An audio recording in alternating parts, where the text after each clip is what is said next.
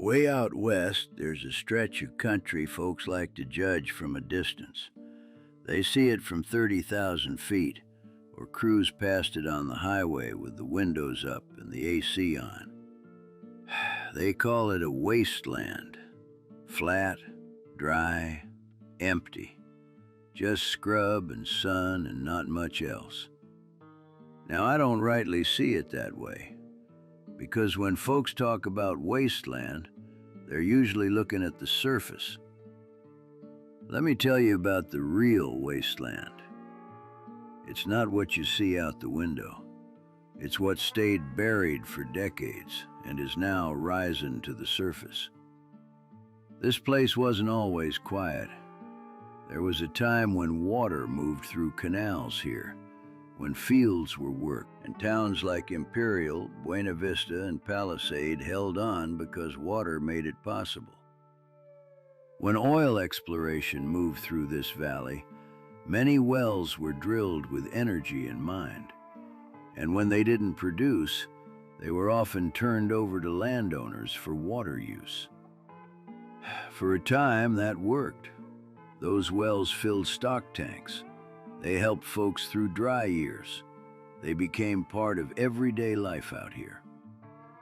But most of those wells were never built to last forever. So when the work moved on, these wells stayed behind.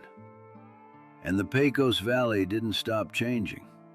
As modern drilling techniques took hold, more oil was produced, and far more water came up with it. Water that had to be sent back underground. Over time, that injected water began to build pressure in the subsurface, quietly, gradually. And underground, pressure always looks for a way out. Across this valley, the weakest paths weren't cracks in the rock way down under us. No, they were these old, long-forgotten well bores. Steel and cement set for another era. Wells long forgotten, but never truly gone. And that's where the problem really began. Some folks call them legacy wells. Others call them orphans. Heck, some folks even call them zombie wells. No matter what you call them, they're still here, still flowing. Not oil, water. Pressurized, brackish groundwater moving upward through pathways that were never meant for this, rising through the past into the present. If you look at the hard numbers from the Texas Water Development Board and our own city utilities, it takes a lot of juice to keep this region hydrated. See, on your average day, San Angelo needs about 12.5 million gallons of water. Odessa, with all that industry, it's demanding 23 million gallons. Midland, being as tall as it is, takes roughly 24 million gallons every 24 hours. That's a total of nearly 60 million gallons a day just to keep the desert from reclaiming the porch. And I'm not even talking summer peak numbers here. But right here, just down the road in Pecos County, the past is bleeding us out. 4 wells, that's all it takes. Just 4 confirmed gushers the Middle Pecos Groundwater Conservation District is tracking because they won't stay buried. Every single day, just those 4 wells throw away over 6 million gallons of toxic brine. 6 million. We're losing enough water to cover over half the entire daily demand of the city of San Angelo. And for those of you looking at the high-tech horizon, they're planning the largest data center campus in the country less than 10 miles from Lake Bomer that you're looking at right now. A project that massive is going to need a lot of water every single day just to keep their expensive brains from melting. And here's the kicker. That toxic water, according to historical testing of these San Andres wells and the Capitan Reef, it's loaded with precious and rare earth minerals. We're talking about multiple elements of interest. Lithium is in there, sure, but the real prize might be everything else in this elemental soup we're wasting. They just opened a plant in Midland specifically to catch these elements in wastewater. And if we were smart enough to do it here, we wouldn't just be plugging a hole, we'd be opening a high-tech gold mine.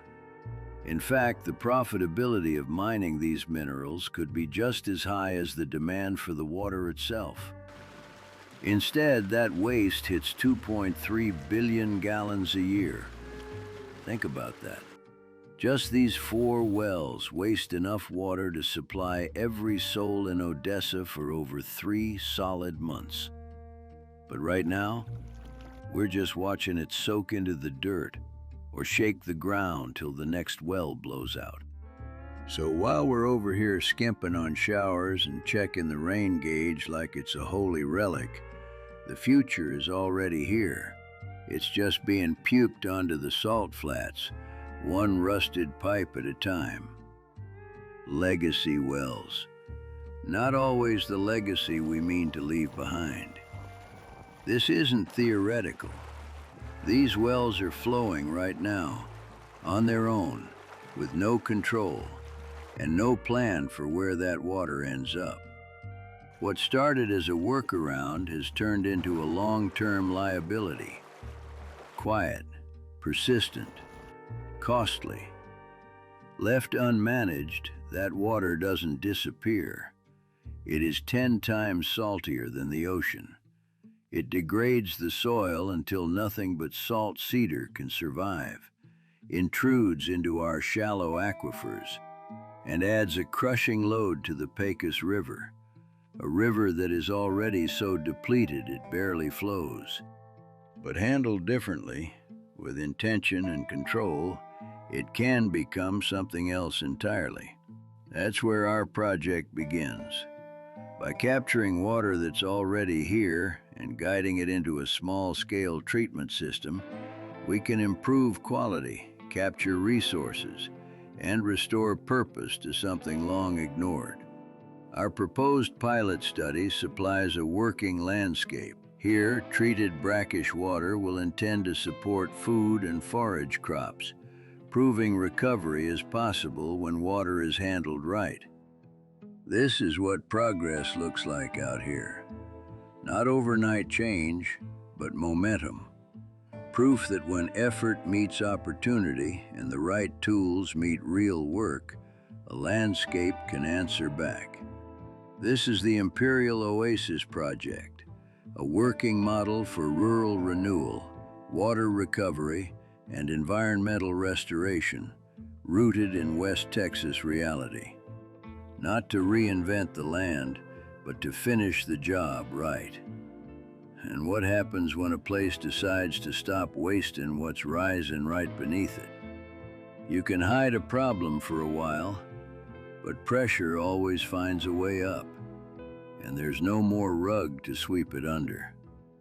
They say that only when the last river is poisoned we'll realize we can't eat money. Out here, we're learning you can't drink it either. Turns out we've been messing with Texas a little more than we like to admit, and it's high time for a change. Come join us in this monumental opportunity to right a wrong and yield life, because that's what water ultimately is.